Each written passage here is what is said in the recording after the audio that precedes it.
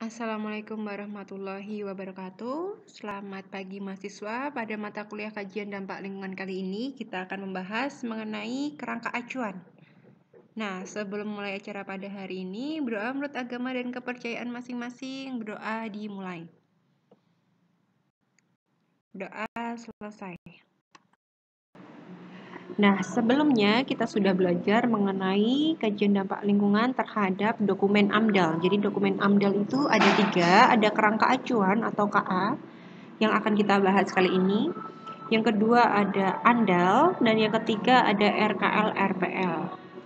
Nah, pada pola pikir penyusunan AMDAL, yang pertama adalah rencana usaha dan atau kegiatan. Kita kemarin sudah membahas ya bagaimana rencana usaha atau kegiatan itu masuk dalam KBLI apa, lalu kita bisa tengok apakah ini masuk dalam kajian AMDAL ataukah UKL UPL, apakah hanya SCTL. Nah, ini juga dilihat dari Rona lingkungan hidup yang nantinya ada terkait kegiatan atau usaha yang akan dibangun nanti. Nah, ini akan mengetahui dampaknya. Bagaimana pemahaman dampak ini bisa kita kelola dan kita pantau ya, di mana kelayakan lingkungan hidup ini menjadi suatu dasar bagi sebuah usaha bisa menjalankan usahanya. Nah, dari situ ketika dampak-dampak tersebut, dampak penting hipotetik itu keluar, maka kita harus dapat mengolah dampak. Nah, apakah nanti layak terhadap lingkungan hidupnya ataukah ketidaklayakan lingkungan hidup? Nah, berikut ini merupakan kerangka pikir pada penyusunan AMDAL. Yang pertama dari rencana usaha atau rencana kegiatan yang telah dirumuskan oleh si pemakarsa ini dan kita lihat dari rona lingkungan. Jadi semakin rona lingkungannya alami maka akan beberapa menimbulkan dampak yang cukup tinggi begitu ya. Nah, lalu kita akan mengetahui identifikasi dampak potensial yang akan timbul. Nah, ini kita cari melalui saran, pendapat, dan tanggapan dari pengumuman dan konsultasi publik. Setelah itu, juga dianalisis atas kegiatan di sekitar. Nah, dari kedua hal tersebut kita akan mengetahui dampak potensial apa yang akan timbul ya. Dampak potensial A, B, C, D, E, dan lain sebagainya. Lalu, dampak-dampak potensial yang akan terjadi itu dievaluasi menjadi dampak potensial apa? Apakah menjadi dampak penting hipotetik 1, dampak penting hipotetik 2, dan juga dampak potensial penting 3. Nah, ini dampak-dampak tersebut nanti akan muncul pada pelingkupan ya. Pelingkupan ini mencakup formulir kerangka acuan. Setelah itu, tahap kedua adalah menganalisis dampak lingkungan ya dalam dokumen AMDAL. Jadi diketahui nih perkiraan dan evaluasi dampaknya. Jadi dikaji dampak penting hipotetik 1, 2, 3 itu dikaji melalui perkiraan. Nah, dari perkiraan itu adalah besar dan sifat penting dampak untuk setiap dampak penting hipotetik ya dikira-kira, dihitung begitu ya. Dan juga dievaluasi. Nah, evaluasi ini merupakan telaah terhadap keterkaitan dan interaksi seluruh dampak penting hipotetik. Nah, karakteristik terhadap lingkungannya seperti apa. Dari situ kita akan mengetahui dampak penting hipotetiknya itu P minus, apakah P plus ya, apakah memang bukan merupakan dampak tidak penting. Setelah itu, kita akan membuat perencanaan pengendalian, yaitu dokumen RKL RPL, di mana berikut ini merupakan rencana pengelolaan dampak lingkungan. Jadi, dalam RKL RPL ini termuat hanya dampak penting dan dampak lingkungannya seperti apa yang akan menjadi dampak-dampak yang akan kita kelola begitu. Nah, ini menjadi dasar penilaian kelayakan lingkungan. Apakah memang rencana pengelolaan dampak lingkungan tersebut tuh bisa dikelola ataukah tidak? Nah, ketika RKL RPL itu sudah ada, sudah disusun, nah ini menjadi bisa disidangkan dan bisa keluar apakah surat kelayakan lingkungan hidup terhadap kegiatan usaha itu bisa atau tidak. Kegiatan itu akan dilaksanakan. Oke, kali ini kita akan membahas mengenai kerangka acuan. Nah, ini muatan formulir kerangka acuan ini ada pada lampiran 2 Peraturan Pemerintah Republik Indonesia Nomor 22 Tahun 2021 tentang penyelenggaraan, pelindungan, dan pengelolaan lingkungan hidup. Ini menggunakan Undang-Undang Cipta Kerja ya. Ini menurut Tony Yulianto, PPLH Undip. Deskripsi rencana usaha atau kegiatan dalam formulir kerangka acuan. Nah, cara umum sebagai muatan dalam rangka acuan. Pada bagian ini dijelaskan bahwa rencana usaha atau kegiatan utama dan pendukung berikut alternatif rencana usaha atau kegiatan serta dengan rencana pengelolaan dan pemantauan yang telah dipersiapkan.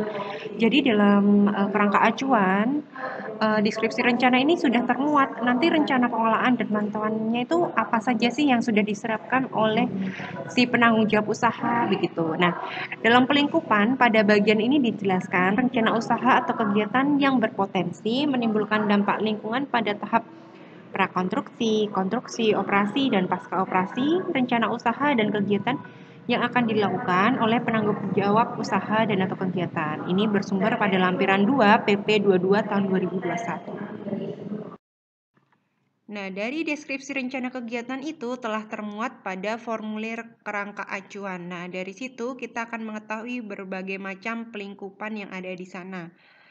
Dari hasil pelingkupan, pada tiap kegiatannya ada prakonstruksi, konstruksi, operasional, dan pasca operasional tersebut. Nanti kita akan mengetahui dampak penting hipotetiknya. Di mana pada formulir rangka acuan ini adalah isian ruang lingkup kajian analisis dampak lingkungan hidup yang merupakan hasil dari pelingkupan. Setelah itu dari rencana kegiatan yang dari formulir KA itu terlihat ya dampak penting hipotetik. Nah, maka kita akan mengetahui perakiraan dampaknya.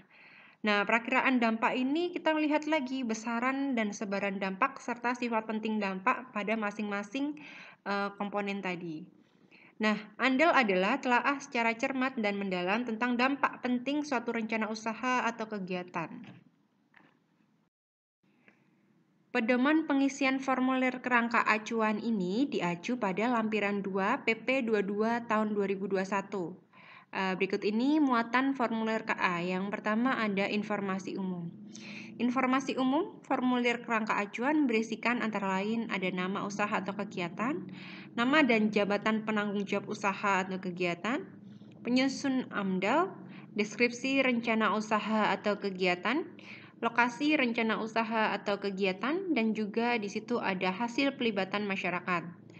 Nah, yang kedua ada pelingkupan. Pelingkupan ini merupakan rencana usaha atau kegiatan yang berpotensi menimbulkan dampak lingkungan. Lalu ada pengelolaan lingkungan yang sudah direncanakan apa saja, komponen rona lingkungan terkena dampak, lalu ada dampak potensial, evaluasi dampak potensial, lalu kita melihat lagi dampak penting hipotetik, dan melalui batas wilayah studi. Jadi nanti dilihat ada batas proyek, batas ekologis, batas sosial, dan batas administratif, serta batas waktu kajian. Selain itu ada metode studi, meliputi metode pengumpulan dan analisis data, metode perakiraan dampak penting, dan yang terakhir ada metode evaluasi secara holistik terhadap dampak lingkungan. Format isian formulir kerangka acuan. Jadi menurut lampiran 2 pada PP 22 tahun 2021 di sini merupakan format kerangka acuan. Yang pertama ada umum ya. Jadi di situ berisikan nama usaha atau kegiatan, kegiatannya apa, KBLI-nya apa, lalu penanggung jawab usaha dan atau kegiatan. Selanjutnya ada penyusun AMDAL-nya siapa, deskripsi rencana usaha dan atau kegiatannya seperti apa, lokasi rencana usaha atau kegiatannya di mana, dan bagaimanakah hasil pelibatan masyarakat.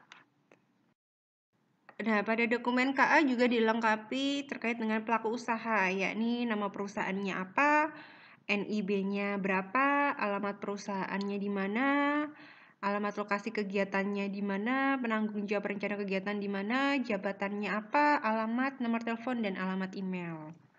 Ini merupakan ketika nanti ada konsultasi publik atau nanti misalnya ada sosialisasi masyarakat dan ataupun yang bertanggung jawab terhadap kegiatannya nanti bisa menghubungi terhadap pelaku usaha kegiatan yang akan dijalankan. Ya, berikut ini merupakan salah satu contoh identitas perusahaan. Di sini ada PT Parkland World Indonesia atau PT PWI merupakan sebuah perusahaan yang bergerak di bidang industri sepatu olahraga, industri alas kaki untuk keperluan sehari-hari. Nah, kalau dicari kode KBLI-nya 15202 dan 15201. Kalau kita gambarkan dalam formulir KA-nya, NIB-nya nomornya sekian, nama perusahaannya PT Parkland World Indonesia, alamat perusahaan di Jalan Raya Serang dan lain sebagainya itu, NPWP-nya tertuliskan di sana, nomor telepon atau faksnya ada, emailnya ada, nama KBLI-nya adalah industri sepatu olahraga, industri alas kaki untuk keperluan sehari-hari. Kode KBLI-nya tercantumkan di sana, penanggung jawab kegiatan Nyonya Park misalnya, jabatannya direktur dan alamat kegiatannya ada di Jalan Raya Jepara dan lain sebagainya. Itu merupakan contoh salah satunya pengisian pada identitas perusahaan. Selanjutnya ada siapakah yang membuat dokumen AMDAL ya. Ini merujuk pada PP 22 tahun 2021 pada pasal 67 ayat 2. Yakni ada peraturan di sana terhadap penyusun AMDAL perorangan dan juga LPJP AMDAL. Nah, untuk PP 22 tahun 2021 pasal 67 ayat 7 menyebutkan bahwa penyusunan AMDAL per orang ini dibentuk melalui keputusan penanggung jawab. Nah, tabelnya seperti ini, ada nomor, ada nama, ada jabatan atau sertifikasi ya. Minimal 1 ketua dan 2 anggota untuk menyusun dokumen AMDAL. Selain yang membuat dokumen AMDAL, di sini juga tertera ada tenaga ahli merujuk pada PP 22 tahun 2021 pasal 67 ayat 6. Ada nomor, ada nama, dan kualifikasi keahlian dalam menyusun dokumen AMDAL-nya. Ya, berikut merupakan contoh penyusun AMDAL ya. Yang pertama ada nama lembaga penyedia jasa penyusunan, itu ada PT Hayuningrat Environment Consultant, bidang usahanya penyedia jasa konsultasi, tanda registrasinya sekian, penanggung jawab kegiatannya ada Bapak Agus Pramujono, jabatannya ada Direktur Utama, alamat kantornya tersedia, dan juga nomor telepon atau fax. Ya, berikut ini merupakan contoh tim penyusun AMDAL. Di situ ada 1 ketua tim yang memiliki sertifikat KTPA. Di situ ada nomor registrasinya dan juga masa berlakunya sampai kapan. Selain itu, ada 4 anggota lainnya yang mempunyai sertifikat KTPA maupun ATPA yang di situ ada nomor registrasi dan juga berlaku sampai kapan sertifikat tersebut. Kalau ini contoh tenaga ahli pada penyusunan AMDAL. Di sini ada namanya siapa, kualifikasi keahlian, di sini ada tenaga ahli bising dan getaran, dicantumkan juga sertifikatnya apa, lalu juga ada kualifikasi keahlian, di sini ada ahli kualitas udara dan air, tenaga ahli sipil dan juga transportasi, tenaga ahli hidrologi, tenaga ahli biologi, tenaga ahli sosial ekonomi dan budaya, ahli kesehatan masyarakat, dan juga asisten penyusun. Jadi lengkap dari keempat komponennya ya, ada geofisik, kimia, biologi, kesehatan masyarakat, dan juga sosial budaya gitu ya, Sosekbud. Jadi memang di situ juga dilengkapi dengan sertifikat-sertifikat yang sudah mereka ini ikuti begitu. Selanjutnya, deskripsi rencana usaha atau kegiatan pada kerangka acuan, ya ini memuat objek yang diperkirakan atau menimbulkan dampak terhadap lingkungan sekitarnya. Pada bagian ini dijelaskan rencana usaha atau kegiatan utama dan pendukung berikut alternatif rencana usaha atau kegiatan serta dengan rencana pengelolaan dan pemantauan yang telah dipersiapkan. Jadi tidak hanya kegiatan yang nanti menimbulkan dampak apa saja, tapi juga di situ ketika rencana usaha itu sudah direncanakan pengelolaan dan pemantauannya, maka dapat dicantumkan dalam dokumen KA. Lokasi rencana usaha atau kegiatan secara detail di sini dituliskan ada posisi lokasi rencana usaha atau kegiatan yang akan dilakukan. Selain itu ada informasi kegiatan lain di sekitar rencana usaha atau kegiatan serta keterkaitannya dengan keberadaan lokasi ataupun kawasan yang sensitif yang ada pada kawasan tersebut. Berikut ini merupakan alur pada pengisian formulir kerangka acuan. Jadi, si pelaku usaha atau pemakarsa ini wajib mengabarkan gitu, memberikan pengumuman terhadap kegiatan atau usahanya ini di media lain, seperti media massa dan juga di lokasi kegiatannya. Media massa ini bisa dari radio, koran, televisi lokal, dan lain sebagainya. Nah, selain itu dilakukan konsultasi publik ya. Konsultasi publik dengan cara lokakarya, seminar, FGD, temu warga, dengar pendapat, dialog interaktif, dan metode-metode lainnya. Nah, itu bisa dilihat pada pasal 28 terkait dengan pelibatan masyarakat. Nah, hasil dari pelibatan masyarakat ini akan ditulis pada SPT. Nah, itu menjadi dokumentasi untuk pengisian pada formulir KA. Nah, waktunya adalah 10 hari kerja untuk penulisan SPT hingga menjadi kerangka acuan tadi. Nah, konsultasi publik yang mana, Bu? Nah, konsultasi publik yang dilakukan pada masyarakat yang terkena dampak. Apakah yang mendapat manfaat dampak positif? Ini misalnya masyarakat menjadikan kesejahteraannya meningkat karena bekerja di sana, misalnya ya. Yang kedua, masyarakat yang mengalami kerugian. Nah, ini adalah masyarakat yang memiliki dampak negatif. Nah, masyarakat yang terkena dampak ini meliputi masyarakat yang rentan, masyarakat adat, dan juga kesetaraan gender. Nah, selain itu juga pemerhati lingkungan atau peneliti atau ASN pendamping juga diikutsertakan pada konsultasi publik. Nah, hal ini juga diketahui dilihat ya, masyarakat terkena dampak ada 3 tadi, mendapat dampak positif, dampak negatif, dan juga merhati lingkungan tadi itu dilihat dari batas wilayah studinya. Ini diatur pada pasal 29. Dari hasil pelibatan masyarakat yang nantinya menjadi komponen pada formulir KA tercantumkan ini meliputi informasi deskripsi tentang keadaan lingkungan sekitar. Lalu nilai-nilai lokal terkait dengan rencana usaha atau kegiatan yang diusulkan, kebiasaan adat setempat terkait dengan rencana usaha atau kegiatan yang diusulkan.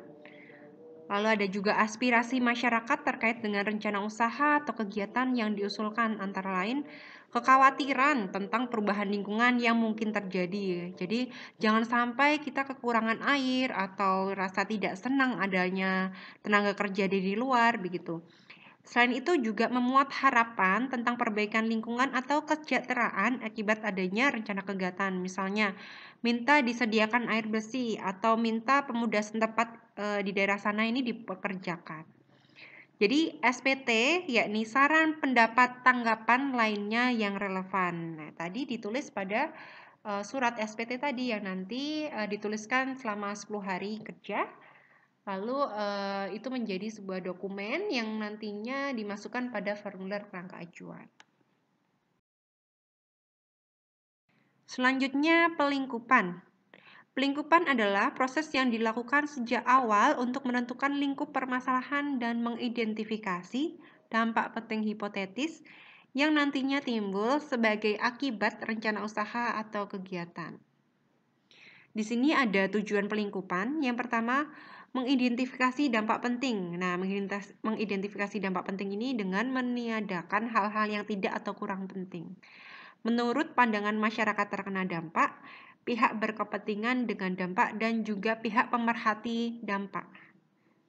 Yang kedua, menetapkan batas wilayah studi dan horizon waktu perhitungan dampak. Yang ketiga, menentukan kedalaman studi, lingkup dan rancangan studi ANDAL, RKL, dan RPL. Pelingkupan, rencana usaha atau kegiatan yang berpotensi menimbulkan dampak lingkungan. Lalu ada pengelolaan lingkungan yang sudah direncanakan. Selanjutnya, komponen rona lingkungan yang terkena dampak. Lalu juga dampak potensial, evaluasi dampak potensial, lalu muncul dampak penting hipotetik, lalu dampak penting hipotetik tersebut diketahui batas wilayah studinya di mana dan batas waktu kajiannya kapan saja. Alternatif rencana kegiatan dalam pelingkupan. Alternatif rencana kegiatan yang dimaksud dapat terdiri dari alternatif yang pertama, proses atau teknologi yang digunakan, input atau bahan yang digunakan, tata letak bangunan atau sarana pendukung, pendekatan pengendalian atau pengelolaan dampak, dan juga penjadwalan atau pentahapan kegiatan. Selanjutnya, kajian alternatif dalam pelingkupan harus meliputi yang pertama, adanya identifikasi sumber dampak untuk setiap alternatif komponen kegiatan. Yang kedua, pengenalan komponen lingkungan yang mungkin terkena dampak untuk setiap sumber dampak dari setiap alternatif. Yang ketiga, pendugaan dampak potensial untuk semua alternatif komponen rencana kegiatan dan komponen lingkungan yang terkena dampak. Selanjutnya, evaluasi dampak potensial untuk mengidentifikasi dampak-dampak yang akan dikaji dalam ANDAL terkait dengan alternatif-alternatif yang masih dipertimbangkan. Berikut merupakan alternatif lokasi kegiatan dalam pelingkupan. Jadi ada lokasi, fasilitas atau kegiatan utama, lokasi fasilitas pendukung, lokasi pengambilan bahan baku, lokasi pembuangan limbah, dan juga lokasi fasilitas pengendalian atau pengelolaan dampak. Nah, untuk implikasi alternatif lokasi pada proses pelingkupan, ada konsultasi masyarakat pada tahap pelingkupan harus dilakukan dengan komponen masyarakat di masing-masing lokasi tersebut. Yang kedua, proses identifikasi dampak potensial juga harus dibuat per calon lokasi. Selanjutnya, proses penentuan dampak yang akan dikaji juga harus dibuat per calon lokasi. Nah, ini merupakan tabel matriks pada pelingkupan. Jadi ada nomor, ada rencana usaha atau kegiatan yang berpotensi menimbulkan dampak lingkungan. Ini adalah contohnya tahap prakonstruksi. Jadi rencana usaha yang berpotensi menimbulkan dampak lingkungan di sini ada pembebasan lahan. Pengelolaan yang sudah disiapkan ternyata tidak ada pengelolaan yang sudah disiapkan. Jika misalnya ada, jadi bisa dituliskan. Lalu komponen lingkungan terkena dampak. Nah, ketika tahap prakonstruksi pembebasan lahan, ini ada komponen lingkungan yang terkena dampak adalah status kepemilikan lahan oleh masyarakat. Lalu di sini ada uraian, dampak potensialnya apa? Jadi ada keresahan masyarakat ternyata. Nah, evaluasi dampak potensial ternyata terdapat peluang yang cukup besar akan terjadi keresahan masyarakat yang diakibatkan oleh kegiatan pembebasan lahan. Nah, pemilik lahan yang dibebaskan mengenai ganti rugi adalah beberapa faktor penyebab yang dapat menimbulkan dampak ini.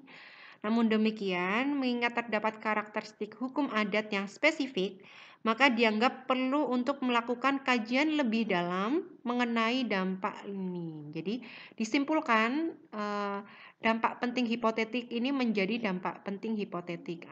Nanti kalau misalnya tidak bukan menjadi hal yang potensial, bisa menjadi dampak tidak penting gitu ya. Jadi bukan DPH.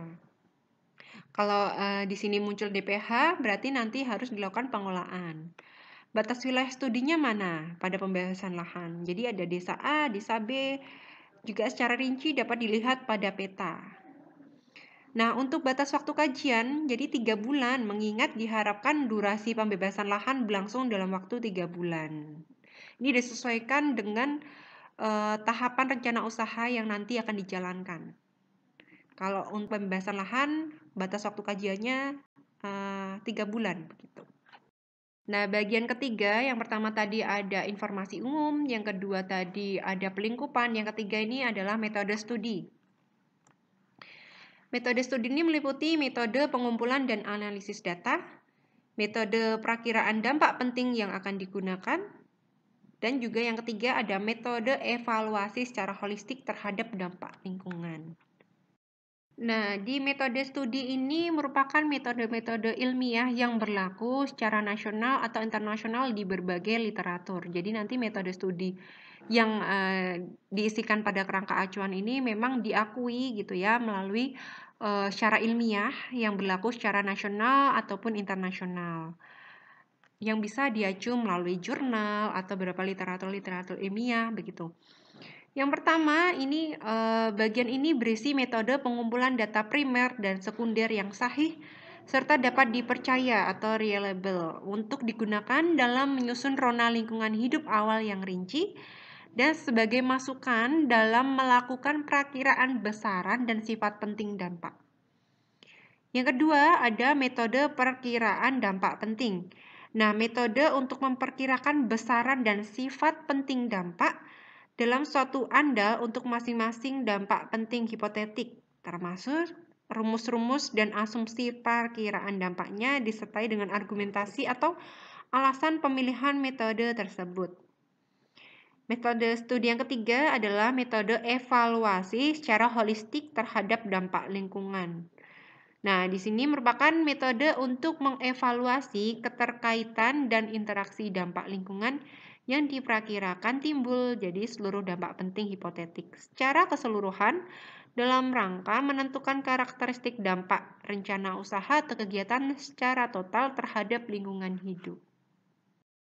Nah, konsep dasar pada metode studi, jadi dari hasil pelingkupan itu kan kita bisa mengetahui dampak penting hipotetik 1 apa, dampak penting hipotetik 2 apa, dampak penting hipotetik 3 itu apa. Nah, dari dampak penting hipotetik 1, 2, 3 ini kita kaji data dan informasi yang dibutuhkan.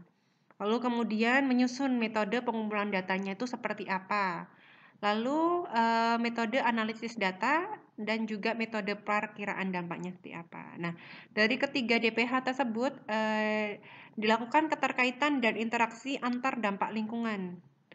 Nah, selain itu, kita akan mengetahui metode evaluasi secara holistik terhadap dampak lingkungan nanti yang akan timbul pada suatu kegiatan usaha tersebut. Efektivitas dan efisiensi pengumpulan data. Jadi, bagaimana cara mengumpulkan data secara efektif dan efisien, begitu ya? Nah, untuk mengetahui pengumpulan data dapat efektif dan efisien, pengumpulan harus dilakukan berdasarkan yang pertama, dampak penting yang telah diidentifikasi pada proses pelingkupan dan juga model perakiraan dampak dari masing-masing dampak penting. Nah, ini akan mengetahui jenis data apa saja yang diperlukan. Tabel berikut ini adalah tabel matrik pada metode studi hasil dari pelingkupan. Yang pertama ada nomor, yang kedua ada dampak penting hipotetik atau DPH. Di situ ada peningkatan intensitas kebisingan. Ini pada tahap prakonstruksi ya, misalnya terdapat alat-alat berat saat prakonstruksi. Data dan informasi yang relevan dan dibutuhkan. Data yang dibutuhkan adalah data tingkat bising, sumber bising pada jarak R dari berbagai jenis peralatan dan alat berat yang dipakai pada kegiatan tersebut. Nah, metode pengumpulan datanya adalah yang pertama ada titik pengukuran bising. Nah, titik-titik pengukuran bising ini ada di yang pertama tapak proyek rencana, yang kedua di pemukiman penduduk sekitar, yang ketiga ini sekitar Jalan Brigjen Sudianto Semarang depan tapak proyek. Yang B, metode pengumpulan datanya menggunakan tingkat bising siang dan juga malam menggunakan alat sound level meter sesuai dengan keputusan Menteri Lingkungan Hidup nomor 48 tahun 96. Jadi selama 24 jam. Jadi memang ini saat pengumpulan data ini sudah disesuaikan dengan keputusan menteri ataupun memang yang relevan sesuai dengan studi literatur yang dianggap secara nasional ataupun internasional diakui begitu. Selanjutnya metode analisis datanya, metode analisis komparatif yaitu membandingkan data hasil perakiraan tingkat kebisingan ambien setelah ada proyek dengan baku tingkat kebisikan menurut keputusan Menteri Lingkungan Hidup nomor 48 tahun 96. Nah, metode perakiraan dampak pentingnya ini di sini ada rumus ya. Rumusnya bisa dimasukkan tadi hasil dari analisis datanya begitu. Selanjutnya ada metode evaluasi atau tidak per individu dampak melainkan secara keseluruhan. Nah, di sini berarti mengevaluasi keterkaitan dan interaksi dampak lingkungan yang diperkirakan timbul menggunakan metode matrik Fisher dan Davis. Setelah dokumen kerangka acuan itu tersusun, kita harus melakukan uji keharusan. Uji keharusan secara umum dimaksudkan untuk menilai bahwa suatu dokumen kerangka acuan ini telah memenuhi aspek-aspek yang harus ada dalam formulir KA. Secara rinci, formulir KA ini wajib berisi informasi umum, pelingkupan yang dimana isinya ada dampak penting hipotetik, batas wilayah studi, dan batas waktu kajian. Dan yang ketiga, memuat terkait dengan metode studi. Hal yang dinilai pada formulir KA adalah Apakah formulir KA ini terdiri atas muatan formulir sesuai dengan lampiran 2 PP 22 tahun 2021, terdiri atas informasi umum, pelingkupan, dan juga ada metode studi. Yang kedua, apakah dalam muatan informasi umum, siapa yang bertindak sebagai pelaku usaha dan penanggung jawab rencana atau kegiatan? Siapa yang bertindak sebagai pelaksana studi AMDAL yang terdiri dari tim penyusun dokumen AMDAL dan juga tenaga ahlinya? Yang ketiga, apakah dalam muatan pelingkupan telah disajikan informasi mengenai deskripsi rinci atas rencana usaha atau kegiatan yang akan dikaji? Nah, ini diperhatikan bahwa informasi mengenai deskripsi rinci rencana kegiatan ini wajib berisi uraian tentang yang pertama, deskripsi rencana usaha atau kegiatan dengan fokus kepada komponen-komponen kegiatan yang berpotensi menyebabkan dampak lingkungan berdasarkan tahap kegiatan, termasuk alternatifnya jika terdapat alternatif-alternatif terhadap rencana usaha atau kegiatan, dan juga ada pengelolaan lingkungan hidup yang sudah disiapkan atau direncanakan sejak awal sebagai bagian dari rencana kegiatan, terintegrasi dalam desain rencana usaha atau kegiatan. Selanjutnya, lokasi kegiatan. Pada bagian ini dijelaskan posisi lokasi rencana usaha atau kegiatan yang akan dilakukan. Nah, ini disesuaikan dengan rencana tata ruang wilayah di luar PIPIB, ada informasi kegiatan lain di sekitar rencana usaha atau kegiatan, serta keterkaitannya dengan keberadaan lokasi atau kawasan sensitif yang ada. Hal yang dinilai pada kerangka acuan yang lainnya adalah apakah dalam muatan pelingkupan telah disajikan informasi mengenai hasil pelibatan masyarakat? Ada tidak hasil pelibatan masyarakatnya? Konsultasi publiknya seperti apa? Gitu. Yang kelima, apakah dalam muatan pelingkupan telah disajikan uraian mengenai proses penentuan dampak penting hipotetik? Nah, proses penentuan dampak penting hipotetik. Di situ harus tercantumkan. Yang keenam, apakah dalam muatan pelingkupan telah disajikan penjelasan mengenai proses penentuan batas wilayah studi dan batas waktu kajian? Ya, di situ tercantumkan batas wilayah studinya di mana dan batas waktu kajiannya kapan saja. Yang terakhir, apakah dalam muatan metode studi telah disajikan penjelasan dan informasi mengenai yang pertama, metode pengumpulan dan analisis data yang akan digunakan, metode perakiraan dampak penting yang akan digunakan, dan juga metode evaluasi secara holistik terhadap dampak lingkungan. Baik, itu yang bisa saya sampaikan terkait dengan kajian dampak lingkungan dengan temanya kerangka acuan. Terima kasih. Wassalamualaikum warahmatullahi wabarakatuh.